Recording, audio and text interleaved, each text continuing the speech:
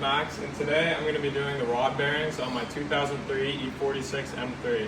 The car has about 120,000 miles, and I thought I would go ahead and do some preventative maintenance on it.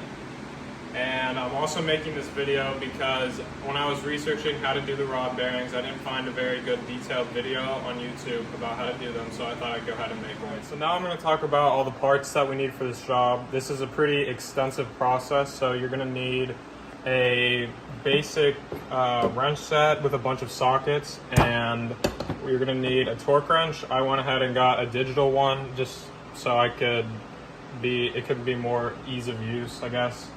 And you're going to want some wrenches, a full set.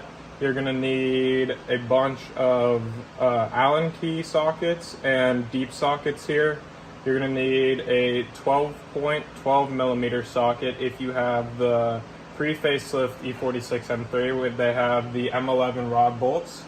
And you're going to want a lot of extensions, breaker bar, and we have some E-Torx sockets for quite a few bolts under the car, and a ball joint separator for the tie rod and control arm ball joints.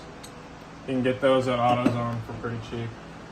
And the main part of the installation is going to be the rod bearings themselves. These are calico coated VAC rod bearings from VAC Motorsports. Very good brand. Good performance-wise, good reviews on the rod bearings, and we have, of course, the ARP rod bolts for the pre-facelift model of the E46 M3, and the lubricant packet for it. I have a whole oil change set, so full oil for the car. We have the O-rings and the crush washers for it. You can get that on ECS Tuning for a good price. Here we have our 4 control arm bracket bolts. BMW recommends you replace them if you ever take them out because they do stretch. We have a paint marker here just to keep things organized, kind of know where things were before I took everything off. We have high temperature gasket maker for the mall oil filter. I went ahead and got a magnetic drain plug so I can catch all the contaminants going through the oil. We have right here we have some power steering fluid. We're gonna go ahead and take out the power steering pump, and we're probably gonna need to refill some of that. So on to some smaller parts here. We have right here is the sensor gasket for the oil pan. We have another sprocket for the oil pump sprocket. We have right here the dipstick O-ring, steering shaft bolt. And while I'm under the car, I'm going to go ahead and do the CPV O-ring. It's a known cause for some oil leaks, and I got this kit off ECS Tuning. It comes with the little the attachment for it's a 1/2 wrench, and a new CPV O-ring and the whole CPV thing. It's a Viton O-ring, so probably won't have any more problems with that. And we have a washer here for the dipstick. And last thing pretty much is I went ahead and, since I'm going to have to take out the front subframe, I got these PowerFlex engine mounts right here. They're a little pricey, but I went ahead and got them anyways. You can adjust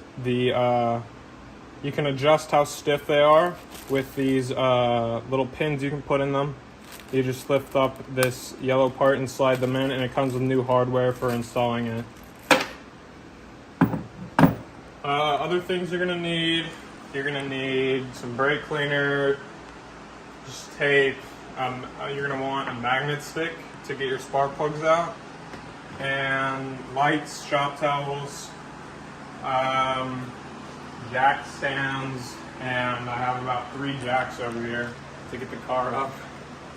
And right here, we've got this engine support bar. because we're gonna go ahead and drop the subframe, so we need to hold the engine from on top because we're taking the engine mounts out. So one last thing I forgot to mention is, of course, while you're under there, you're gonna want to replace the oil pan gasket. So here's the part number right here. I would recommend getting them from BMW because I actually did my valve cover gasket. I went with a Victor Reigns valve cover gasket and it did not work at all. It was still leaking oil, so I went ahead and had to do it all over again with an OEM one, and it works perfectly fine now. So for this job, there are a lot of bolts you have to take off, as you can see, and you want to go ahead and organize them in a way that you'll remember when you're putting them back on. So what I have is each bolt set, all the bolts that go to a certain part of the car, I have the size of them, how many there are, and then what bag they're gonna go in. So for the first bag, I have the cabin air filter bolts and the strut bar bolts all in one bag, so bag number 1. And here we have them, so we can get back to them when we're putting them back on and we won't lose track of them. So for the first thing in the rod bearing job, we're gonna wanna take our spark plugs out, and we're gonna wanna remove this air box in the elbow, take our fan out, and remove all of this plastic piecing right here. We're also going to get rid of the strut bar and the cabin air filter. Remove the bolts from your strut bar. I'm not sure if the strut bar is OEM, but for mine, we have 13mm hex socket right here. Go ahead and take that out, and you can just remove the strut bar just like that. Take out your cabin air filter. We're going to have to take these, twist them that way, and then this will pop up. We have 3 of them. 1, 2, 3. Toss that off to the side. And go ahead and take your cabin air filter out just like that. And then once we're in here, we have 1, 2, 3, 4 bolts we have to remove, and then this whole part will come right out. So for these 4 bolts, we use a T25 Torx head, and then your cabin air filter housing will just pop out. So pop the wiring clips off the housing and just go ahead and pull straight up and it'll come right out. Alright, so next we want to take the engine cover off. We have 6 10mm bolts through here, and you can take the oil cap off. Disconnect this breather hose right here. You just pinch them together and pull straight up, and then the engine cover will come right off. Alright, now that you have your engine cover off, you can now see your valve cover. We're going to go ahead and this is your coil right here, flip that up and unplug the coil, and then just take it with your finger, or you can use a screwdriver, and you're just going to want to pull straight up and it'll pop out. This is your coil, and if you look in there, you have your spark plug, and we're going to go ahead and take that out right now. For this, you're going to need a 16mm deep socket, an extension, and obviously a ratchet and your magnet stick to pull them out. So you're going to go ahead and pull each one out one by one until it's completely out of the cylinder, and go ahead and get it with your magnet stick. Okay. So for the next step, we're going to take the air box out right here and our elbow off, and then we have our little intake system right here, just some plastic pieces. To take the air box and the elbow off, we have a hose clamp right here that you just unscrew, pop it out, and 2 10mm right here, 2 clips right here you unclip, pull this out, take your filter out, and take the underside of the box out. And then over here we have 3 clips that you need to unclip, and then this part will pop out. Unplug this sensor, and then all these 2 plastic pieces are different, and then you can pull it all out. We're going to take our fan out. This is an aftermarket Mushimoto fan, so it only has 3 bolts connecting it, 1, 2, and 3 down there. But for the OEM fan, there's a whole separate process that I do not know how to do. Alright, so now we're going to move to the bottom of the car. First thing we're going to do is take the skid plate off. This is the Turner Motorsport aluminum skid plate. I did not know the specs of the bolts for the OEM one, but it should be pretty simple. Just take the bolts out and just take it down. Next, we're going to want to take our belts off for the top belts. This top one right here. You take the cover off this pulley and take a T50 Torx socket turn it, and it'll loosen the belt so we can take it off. All right, and to take the other belt off, you take a 16mm socket. It's right under the AC pulley, and there's a bolt there, and you pull it to the right, and this one will pop off just like that too. All right, next up we're gonna take the reinforcement plate off. We have 12 of these 16mm bolts all around, and the thing should just drop right off, and you should be able to see your oil pan after that. The reinforcement plate off, and this is how disgusting it looks, so we're gonna go ahead and power wash it. All right, now we're gonna disconnect the sway bar from the end links. So we have a 15mm socket on a wrench right here, and then you just hold it still with another 15mm open end wrench, and they will disconnect from right here. So we're gonna disconnect the brackets for the sway bar right here. We have 2 bolts that are 13mm. You're gonna want a deep socket, and you're gonna do it on this side and that side, and the sway bar should come off. Now we're gonna remove the tie rods. So you have a 19mm nut on top right here. You can use a deep socket to get that off, and if it spins through, you can use a 5mm Allen key to keep it from spinning through on top, but then you're gonna have to use an open end wrench. Once you get the lock nut off, then you're gonna take a ball joint separator and set the little coupling right where the ball joint meets the tie rod connecting piece, and you're just gonna twist until it pops off. Now we're using the ball joint separator to pop the tie rod out of where it sits on the rotor assembly. Make sure that nothing's underneath this.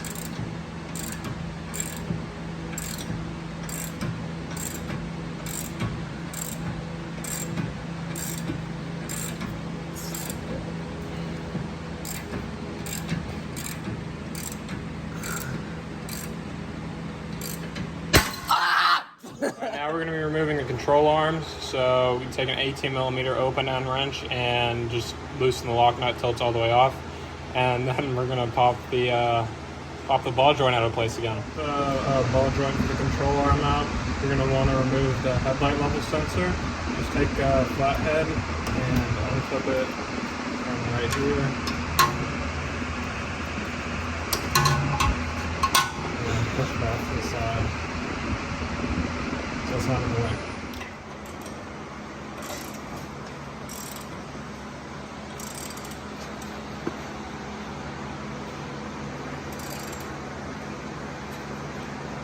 What if you hold this? Just like hold the caliper.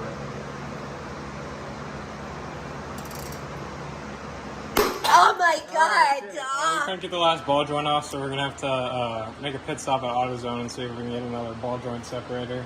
See if that works. But we're gonna go ahead and do the oil. So take your oil cap off, just set it right here. Take a 13mm hex wrench and take the oil filter housing cap off. The gas chambers. Sorry. Oh. So we're gonna take the O-ring out of the oil filter housing and then pull the oil filter out.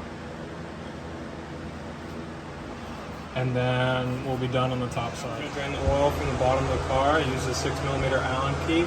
Turn it, and make sure you have a little pan to catch the oil, obviously.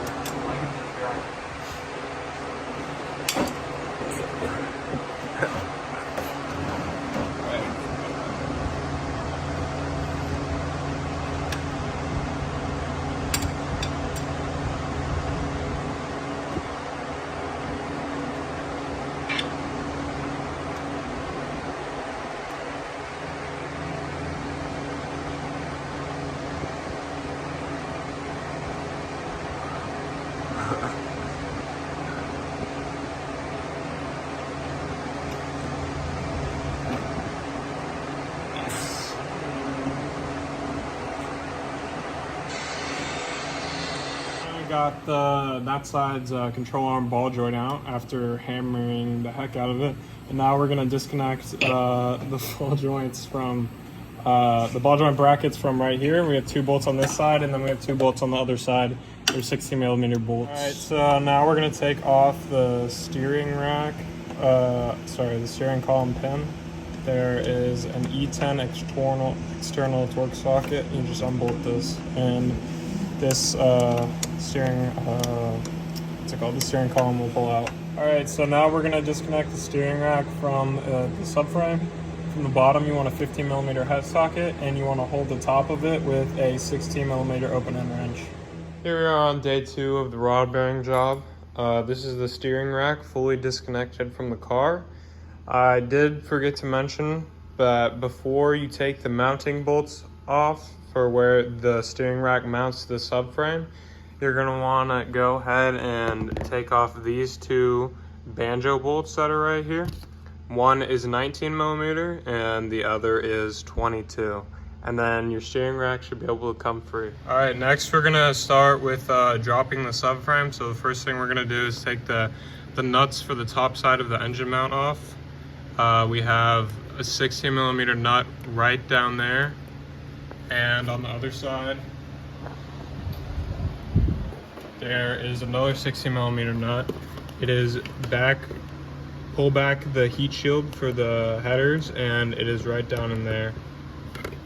Alright, now that the top of your engine mounts are off, go ahead and take your engine support bar and move these as close together as possible and wrap the chains through the hole right here, right on top of the water pump. And then go ahead and take a jack and a piece of 2x4, put the 2x4 on top of the jack, and see if you can get there. But you can jack it up from right here anywhere on the oil pan pretty much. Jack it up just a tiny bit, so when you take the subframe bolts out, which is what we're going to do next, the engine will drop just a little bit to where it was before. Alright, now we're going to be lowering the subframe right here.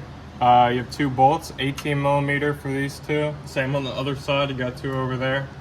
And make sure you have something that will, like a jack or someone to help you when you're lowering the subframe so it doesn't come down and hit you in the face.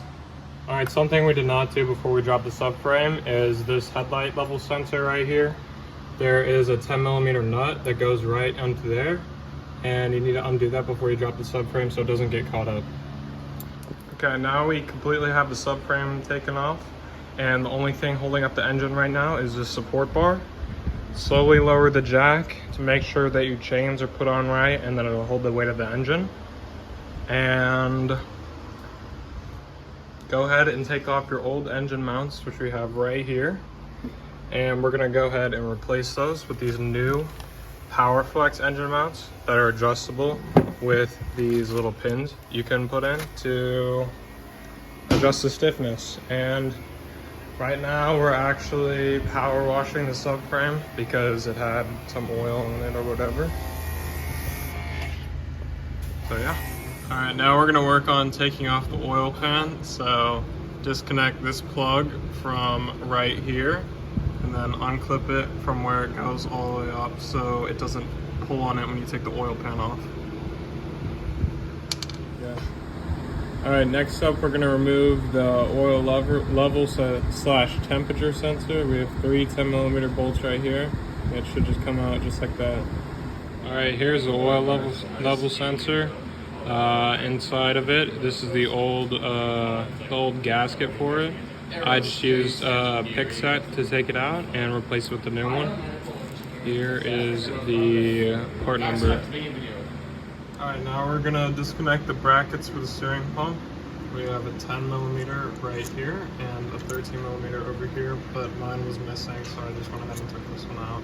Alright, so to undo the power steering pump, there are 2 13 millimeter bolts on the top, one here on that side and one on this side, on the very top.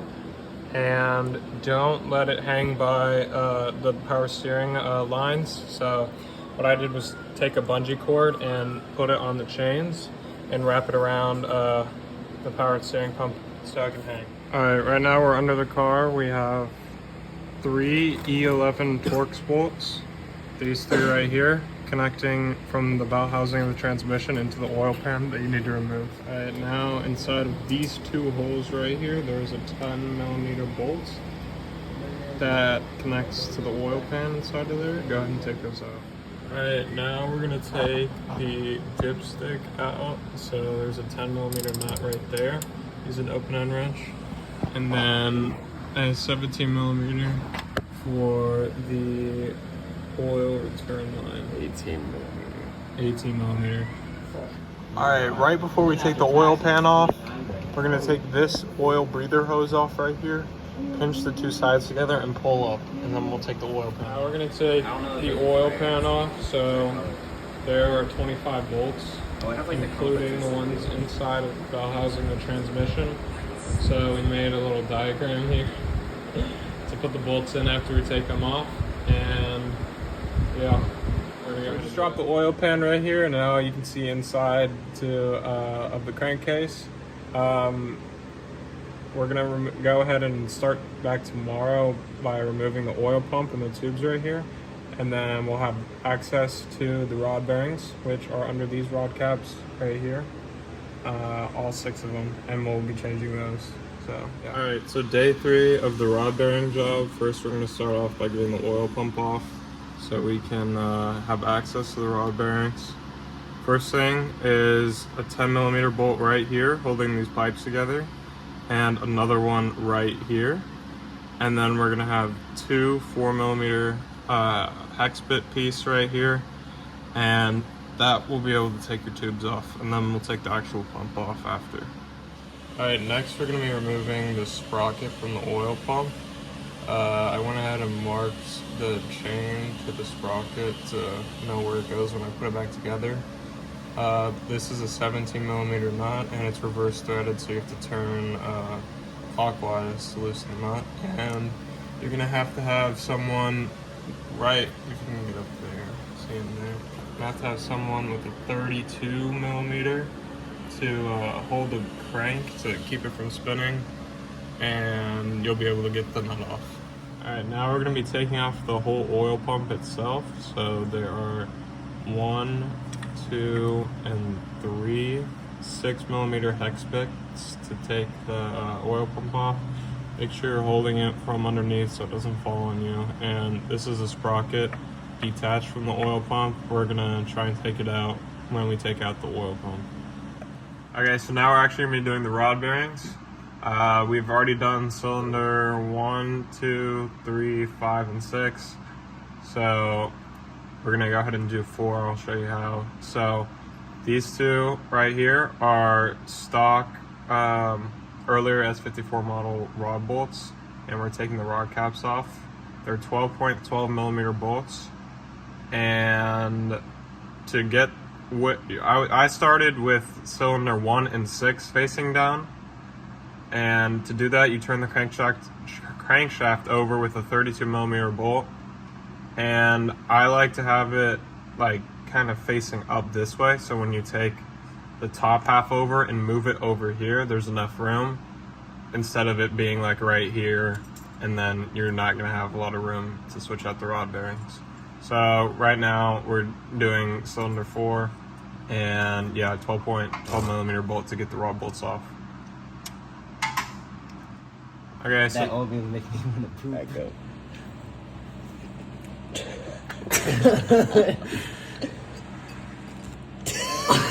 This one's like 90.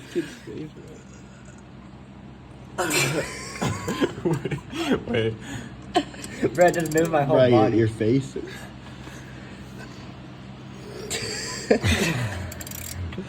Alright, so we have the rod bolts out of here, and the cap is a little stuck, so you can just take a hammer and give it a tap like that, and it'll come out just like that.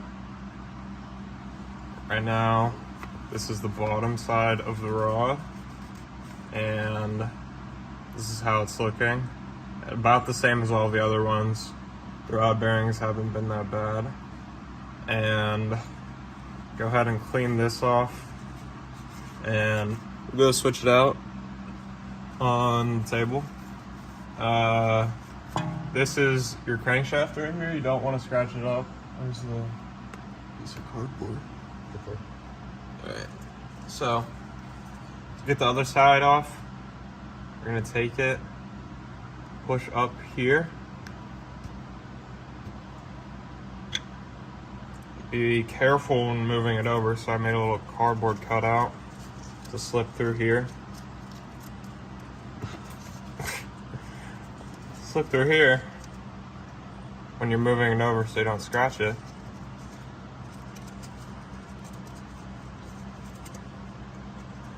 Come down right there.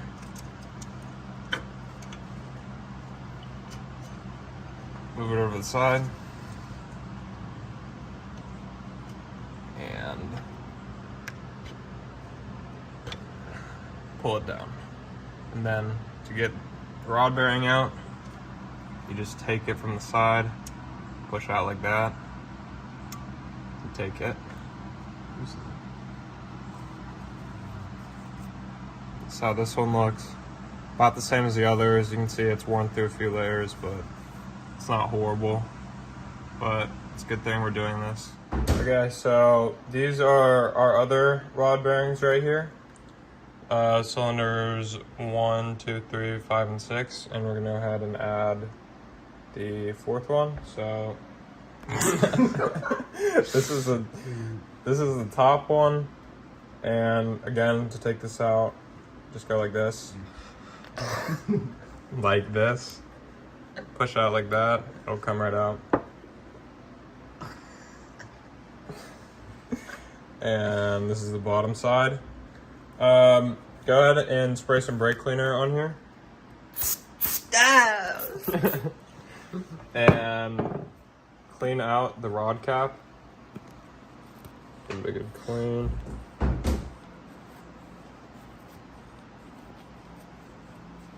And then go ahead and dry it off.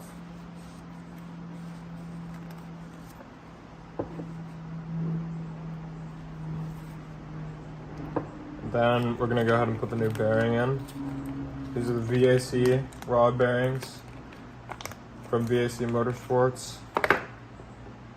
To put the new bearing in, you can see these little tabs right here on the rod cap, and then this little tab right here on the rod bearing itself. You just line it up so it goes in right there. That Band-Aid looked yummy. And then kind of push this back as you set it in, and kind of hear a little click as it sets. And then kind of look at it, make sure it's aligned. Make sure these two top parts are even with the top of the rod cap. And yeah, that's pretty much it for right here. And these are the two ARP rod bolts that we're gonna be using to put it back in. All right, so you have the top of your rod cap right here. Go ahead and clean this part out with brake cleaner too, and then dry it off. And then we're gonna put the new VAC bearing on this side as well.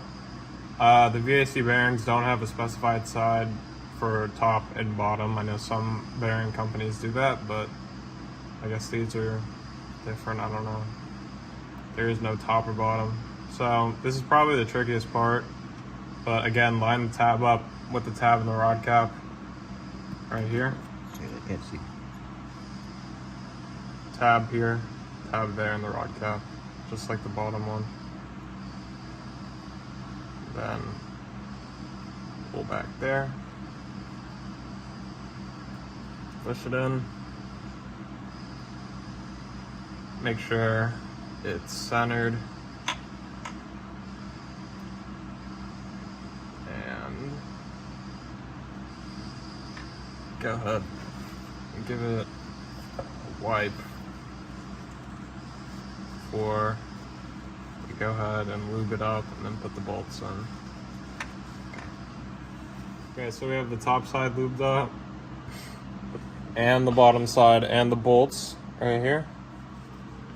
Bolts are all lubed up. All that lube. Yep. So we're gonna push this back up.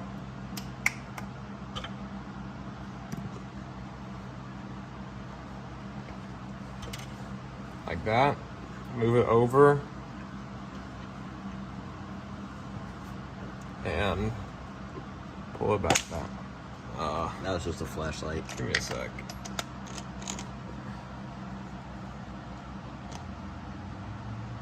Almost there. Okay. And then pull it back down. Be very careful not to scratch your crankshaft. Hear that click? It sits nice. Piston is all the way down. And we're gonna take the bottom end of the rod cap and put it on. So this side has numbers on it. There are also numbers on this side, so that's how you know they match up. When the rods were made, they actually crack them in half. So if you can see right here, it's a very rough surface, very brittle, because metal lines up perfectly in here. So you can't put it on backwards like that. So there are numbers that line up right there. And go ahead and slide that on, hold it there. Take one of your bolts.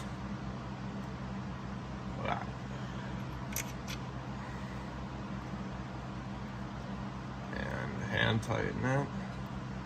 And go ahead and hand tighten the one on the other side before you start torquing them. Alright. That's it. Alright, so we have everything on. We just need to torque the rod bolts down. With the ARP bolts, it's different from the OEM rod bolts of how to do it, I'm pretty sure, but basically lube it up, and then they recommend the stretch method with the stretch gauge and everything, and here's what they want for the stretch on the rod bolts, but we are just going to go ahead and do the torque method with a electronic torque wrench. For torquing this, they want it up to 70 foot-pounds. And we're just gonna go and do by increments of 10. So like the left one, 10 foot-pounds, right one, 10 foot-pounds, and then 20, 30, 40, 50, 60, 70, so we're all the way up. So we're gonna go ahead and do that. Okay, so now that we finished the rod bearings, we are gonna start putting everything back together in reverse order. First we're starting with the oil pump. What I did was I put the sprocket on the chain before, and then I fit the oil pump up into the sprocket, and then I lined the holes up for the bolts. These are, again, 6mm Allen key, hex bit, whatever. Torque these three down to 17 foot-pounds, and then I got a new oil pump sprocket nut off of FCP Euro, and it again is reverse threaded, and this gets torqued down to 18.4 foot-pounds. So I'm gonna go ahead and do that.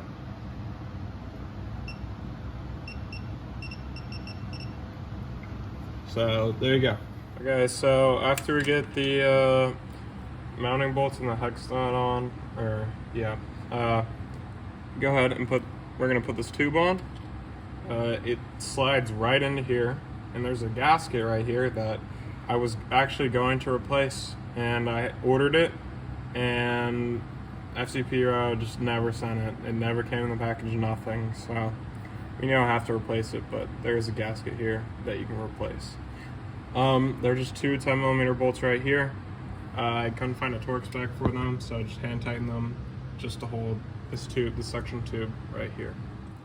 Okay, so I didn't get a chance to really video putting the oil pan back on, but basically from where we left off, you're gonna wanna clean off the sides that mate from the oil pan, basically like the outer edge of the whole thing, and the side on the crankcase too. Clean that off really good, because that's where the gasket's gonna go. And go ahead and put your oil pan gasket on. You don't really need a gasket maker along the whole thing, but there are 4 corners. You'll see it's kind of, there's like a line going through it, but you want to put some there. So it's like right there, like right here, and then right here. You'll see with the oil pan off. And then you're gonna need someone to help hold it up for you, but there are, again, 25 bolts that you need to put on. All of these basically right here and on this side are 7.4 foot-pounds. These right here, these 2 long ones that are on this side right here, they are about 8.4 foot-pounds. The 2 in the bell housing of the transmission are 7.4. And once you have all of that on, and your oil pan gaskets lined up with the oil pan and the crankcase, then you're pretty much good. Then go ahead and put these 3 E11 Torx bolts right here back in, and they're 16 foot-pounds, and you can put the sensor back on. I replaced the gasket for it. These are about like 6 foot-pounds. So are these for the center cover. There's a gasket for that, but I ordered the wrong one, so I just used the old one. It should be fine. Your drain plug is, make sure you have the crush washer on it, the copper crush washer. It's 18.4 foot-pounds. Go ahead and reattach this oil return hose. 17 millimeter. Just get it tight. Don't like go crazy, but you can't really fit a torque wrench on that. This right here that holds the steering hoses together, just hand tighten it. There's another bolt in here, let's see, that I don't have. It should go right there, that mates up with the oil pan. I don't have it, and I don't know the torque spec, but I think you hand tighten that one too. It's just brackets holding the power steering lines. And then go ahead and plug this sensor back in right here, and clip it into the clips that go up here. Put your dipstick tube back in. I replaced the gasket and the washer for it. The gasket goes on the bottom and then the washer on the top. Put the 10 millimeter nut back on here and the little thing that holds the tube. Go ahead and reattach the breather hose for the oil pan. It's right here. It connects on the bottom of your intake manifold and goes all the way to the top of your oil pan. That's pretty much it for the oil pan. Putting the oil pan back on, so we're gonna go to the top of the car. Okay, so there are 2 bolts for the powered steering pulley right here. Pretty sure they're 16 foot-pounds. Might have to double check, but that's just what mounts the power steering pulley back on. I have the belts back on too. I put the drive belt on first. You get under this cap and I use the T50 Torx, pull it that way and it'll loosen it and you can fit it on. It fits just like this. I would pull up a picture so you don't get it wrong, but this is how it goes. And then the accessory belt right here, there's a 16 millimeter bolt right down here on the AC pulley. Turn it this way to the right, it will loosen, and it goes just like this. It's a smaller belt. What else? We put those spark plugs back in. Just they're 18 foot-pounds. Lower them into the cylinder and then just tighten them down, and then put the coils in. Plug them back in. The coils, I don't know if you can see right here, but the coils, that's how you unplug them. But this fan is in the way. But the coil, the front of the coil meets up between these 2 tabs. You don't want to put that in wrong. So this nub right here goes in between these 2 tabs. Just plug it in like this and set it down. Yeah, that's pretty much all we've done. We're gonna go ahead and put oil on the car right now. Okay, so now we're putting the subframe back on the car. So you align it on a jack stand and then put like a piece of 2x4 so it'll balance. And then you lift it up, and right here you align it with the engine mounts, and you get these bolts. You put them in. It's honestly kind of tricky. You got to make sure it's good on both sides. And then this is the same on the other side too, but these bolts are 81 foot-pounds. And then, yeah, so once you have that, you tighten both of the hex nuts on the engine mounts to 33 foot-pounds from the top side and the bottom side. And these are our new engine mounts installed right here, PowerFlex. And right here, you go to the control arms once you have it up. These bolts gave me hell. This is probably the hardest thing. I don't know why it was so hard to line up, but just threading these bolts in was like impossible. I don't know, but it's 44 foot-pounds for these two, same on the other side. Once you have that, you can put your steering rack back on. This is your steering rack. These bolts are about 40, I'm pretty sure. Then once you have your steering rack mounted back up, you go up here. See this bolt right here? Up here. Right? Further up. Oh. Up. Oh. This bolt right here. Yeah, You got, I see that. move it to the left. Oh. All right, this bolt right here. Oh. You get a new bolt here and torque it to. Man, I don't even know. Give me a sec. You should know how to do that shit. I did it 3 hours ago. I'm talking to them, bro. All right, cut it. I'll cut it. Okay, so now we're putting the steering rack back on after the subframe. These bolts right here, you torque them down to 31 foot-pounds. You hold it with the wrench on the top because there's a nut on top of it. And then your steering rack is mounted. And then we go up here, further up. Bro, we just did this. Look. Where? Let's start over. Oh, right here. Bro, we literally. Alright, so now we put the steering rack back on the subframe. These bolts, these two bolts right here, goes through the steering rack. They're 31 foot-pounds. You hold it tight with a hex nut. There's a hex nut on the top. You hold it tight while you tighten it. And then we go up here to the steering shaft bolt. You need to get a new one of these, and they torque down to 16 foot-pounds. Then come over here, these two banjo bolts, right up here. Right here. These two banjo bolts right here.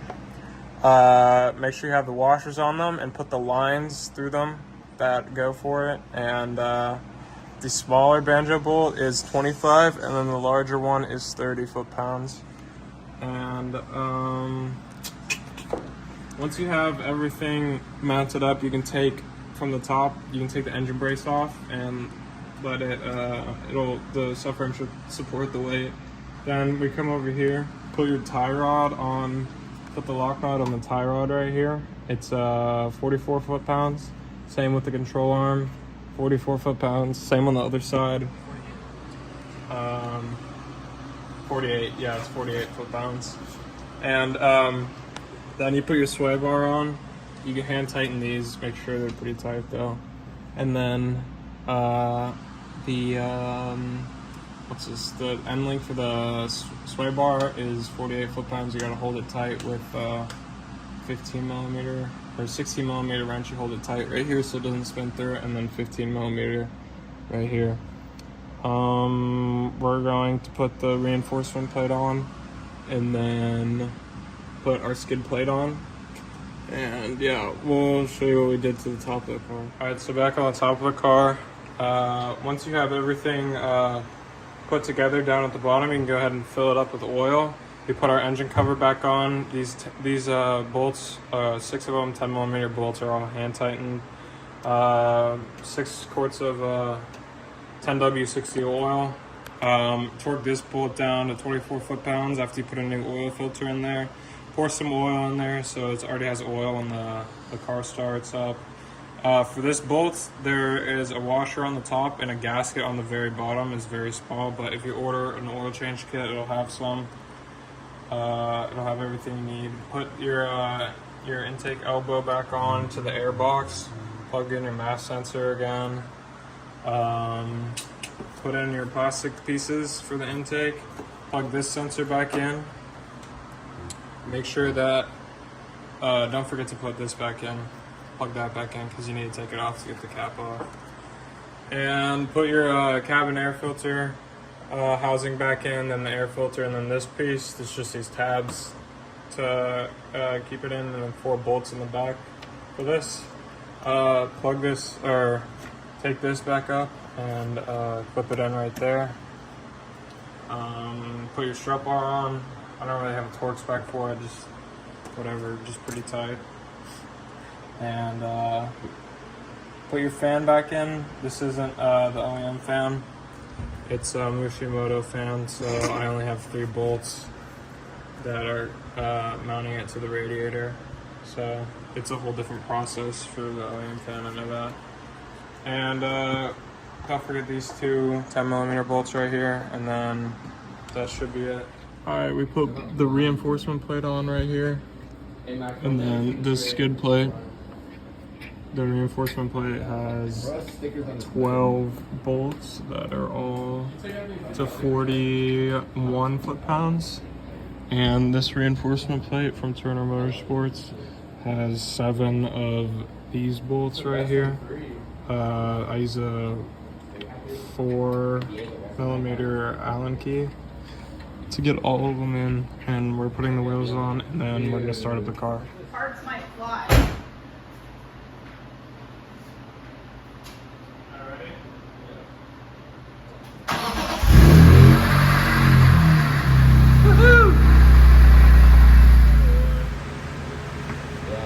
Yummy. Wow, Max. Yeah, now, yeah, put this on your YT video.